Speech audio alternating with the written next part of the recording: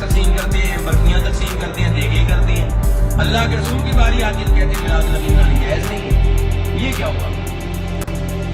बोला ऐसा। और अपने बेटे की बारी आती साहब, पोता पैदा होता है, जब